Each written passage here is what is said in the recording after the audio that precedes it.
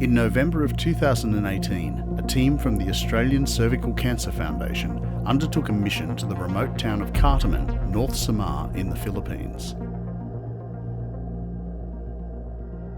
The team included Graham Lade, Chair of ACCF, Doctors Joe Carter and Jana Pittman, former Australian Olympic athletes, volunteer Antonio Rivera, and Filipino officials Cecilia El Llave, Director of Cervical Cancer Prevention Network, and Dr. Clarito Cairo, Department of Health. But before we start our Philippine adventure, let's rewind a little and hear from Dr. Ian Fraser, who developed Gardasil, the world's first vaccine to protect against HPV, the virus that is the known cause of most cervical cancers. Cervical cancer is essentially 100% caused by infection with papillomaviruses, plural, because there are actually about 9 or 10 different ones, all from the same family, that can cause the cancer. The vaccine that we now have prevents 7 of the strains that cause cancer, plus the 2 strains that are responsible for genital warts.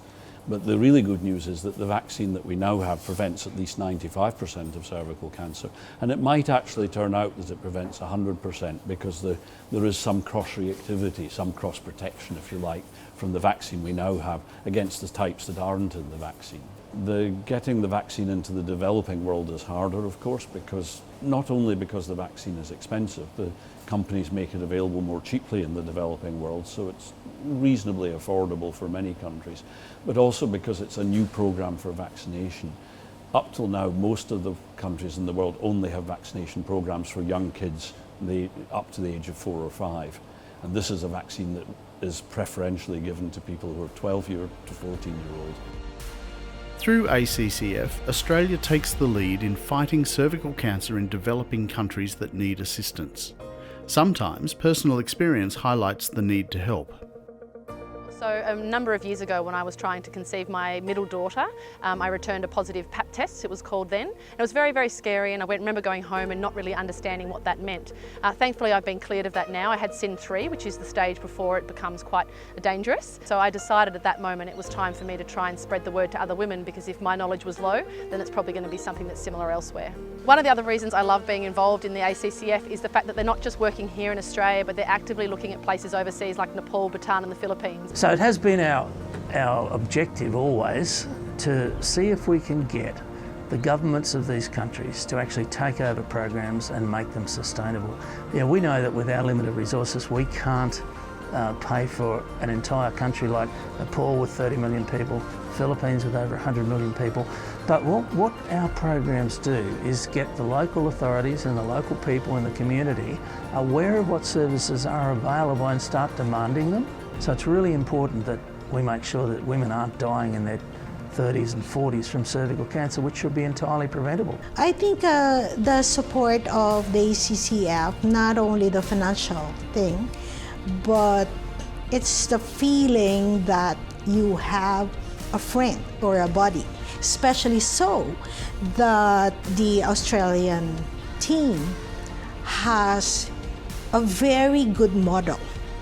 The Australian model for cervical cancer, I think, is the best in the world. With the team on the ground in Manila, a series of events are arranged. A function at the Australian Embassy is first on the list. The aim? To invite health advisors, medical specialists and other interested parties to learn about the Cartaman mission and the ongoing efforts of ACCF. So I wanted to become one of the women in Australia that stood up and comfortably talked to women about the fact that this is a stigmatised situation we need to change. And hopefully with enough voices around this campaign, we can really encourage young women to stop having issues with their cervix and therefore not progressing down the cancer route. Especially since cervical cancer is one of the cancers that's so highly preventable. So 280,000 women die globally of cervical cancer, well over 80%, probably closer to 90% of them are in developing countries. And I think by promoting awareness and education and screening in developing countries, we're also given a chance to push vaccination. Next, tours of some of Manila's public and private hospitals are undertaken. So there's 2 patients in the same bed there. Yeah. Quite a few times actually. Hello. Conditions in public hospitals are very different to Australian hospitals. So welcome to Asian Hospital and Medical Center. To start off, At the private Asian hospital at Alabang, Jana Pittman got to discuss the impact cervical cancer has on some brave Filipino women. Well, actually, the treatment is not easy and it's very hard. And I got teary-eyed. Well, it's very important that you have support system when you fight cancer. If ever I chance upon someone who has cancer, I will tell her it's normal to be anxious. It's normal to be scared. Being educated in this, learning for that, because this is very common in the Philippines. Health is just maybe secondary, or it's not the priority. Pap test is not a priority. And their message is clear. The information is just at the tip of our finger.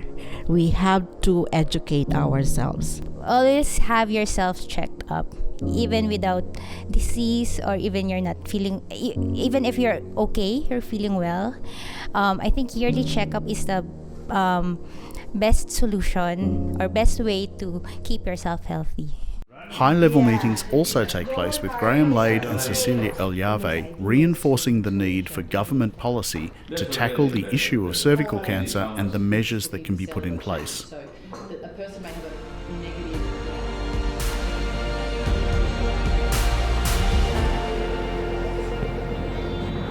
Wow, what an experience, Joe. I'm so grateful for you coming on this journey with me. And we're here in the beautiful Manila, incredible views behind us.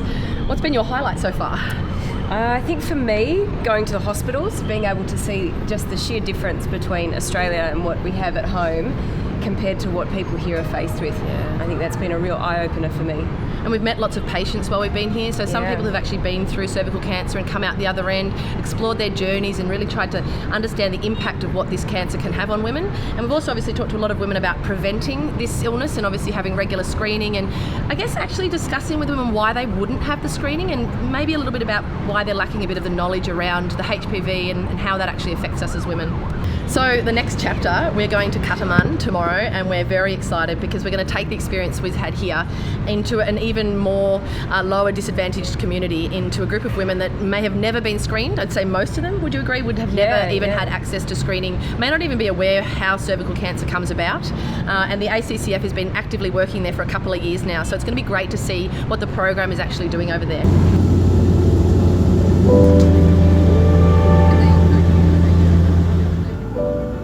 With the preliminaries over, Manila is left behind and the team arrive in Kataman. Kataman is a town of 100,000 people, mostly living in poverty. Medical attention is a luxury few can afford.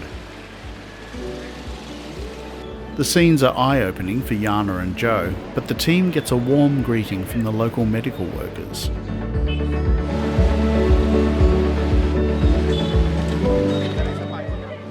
A tour was undertaken of Kataman Municipal Health Office, which was ground zero for planning the Cervical Cancer Awareness Week event. Dr. Myrna Troncoso, head of the Kataman Municipal Health Office, and Dr. Dana Nonronia, manager Cervical Cancer Project, were integral to the success of this venture. Over 2 months were spent in the planning and coordination. Dr. Troncoso and Dr. Nonronia and their teams were dedicated to this effort, but the Philippine Department of Health was also taking a keen interest in events in Kataman. Our flagship program is cervical cancer prevention and control, as mandated by the World Health Organization and the United Nations. So this is our priority program, and we believe that we can eliminate cervical cancer in the future through partnership with different with sectors and stakeholders. Just this year, we formed this core team for the cervical cancer prevention and control. We invited Mr. Lade to be on board the core team to map out the next steps of the program for the next 5 years and so. The Australian and Filipino teams arrived with 2 objectives: The first objective was to raise awareness around cervical cancer. The second objective was to screen women who have never had the opportunity to be screened and treated if required. For women in developing countries like the Philippines, if a woman between the ages of 30 and 40 is screened even just once in her lifetime, her risk of dying from cervical cancer is reduced by 40%. Northern Samar, specifically Katarman, was chosen because of the following reasons. Number one, it is one of the poorest community in the country. And the second is we found that there is a very good champion in Katarman, a municipal health officer, whom we feel that the program will be really successful. Going back to Katarman, it has attracted very little international support. And so we were amongst the, pioneers in providing some sort of real assistance in the health sector in Katarman. Screening rates for cervical cancer in the Philippines are at about 8%. In Australia, it's around 55%. About 4,000 women die annually in the Philippines from cervical cancer. In Australia, it's about 250. And these are just the figures we know about. The actual numbers in the Philippines would be much higher than this. Many cases still go unreported.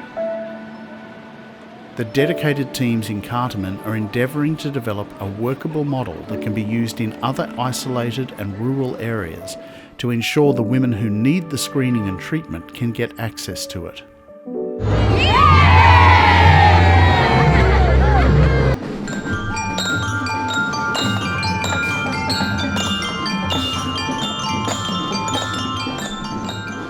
Filipinos adore parades, and so with little regard for the tropical weather, the first order of the day is a parade with over 400 people involved.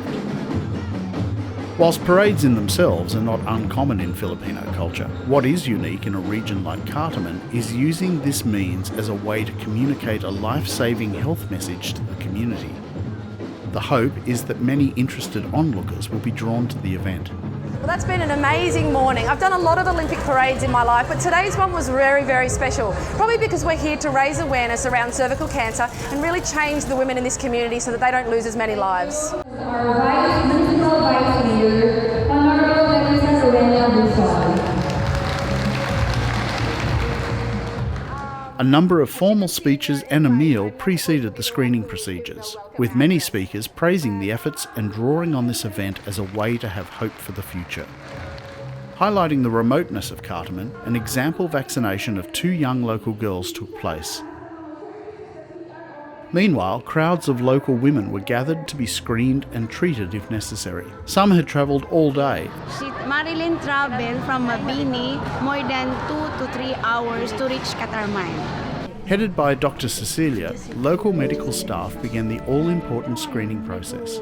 Our visiting doctors Yana and Joe had the opportunity to examine the women following VIA, which is a visual inspection with acetic acid. This form of cervical screening allows the health professional to be able to see if there are any abnormal cells present, and if so, then organise treatment for the patient.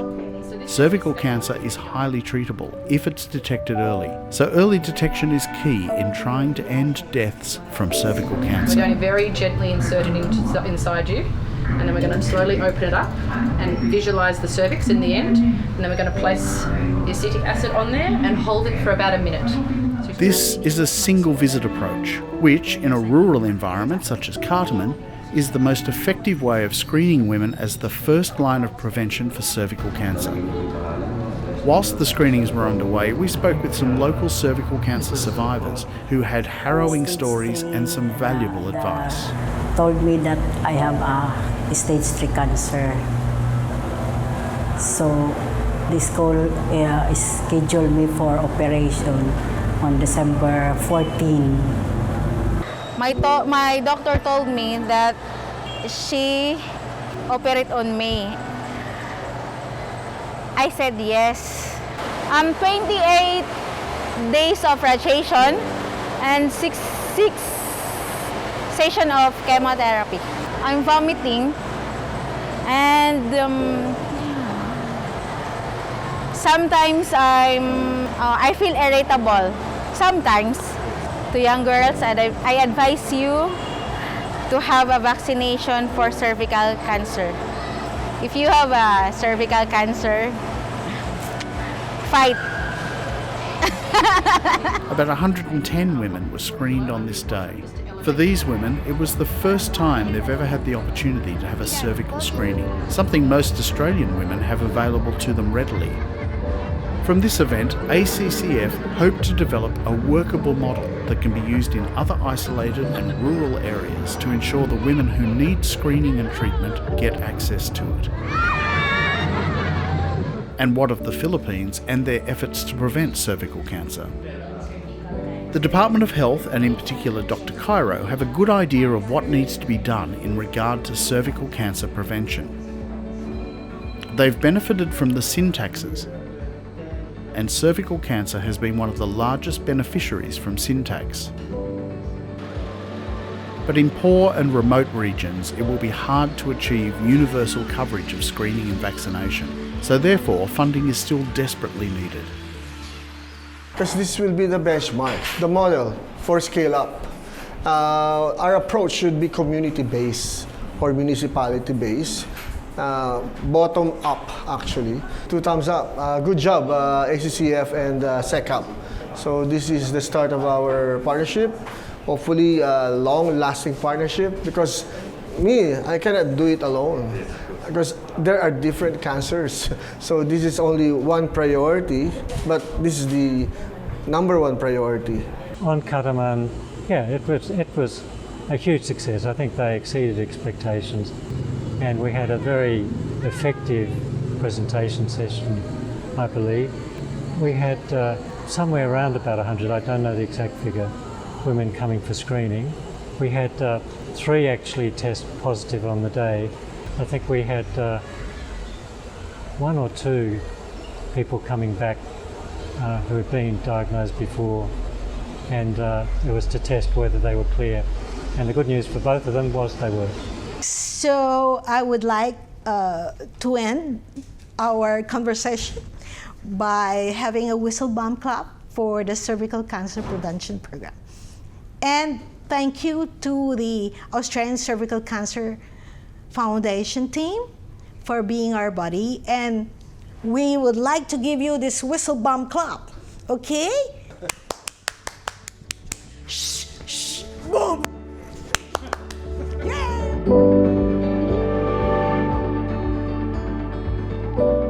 The Philippines is a vast and beautiful island nation, and our teams got to meet its friendly locals and visit some beautiful sights and landscapes. Their lives, and we hope many local lives, have been touched by this wonderful effort conceived by ACCF and powered by passionate local medical and government officials. Even if only a single life is saved from this effort, it's been all worthwhile, and ACCF will have stayed true to its primary mission, a world free from cervical cancer.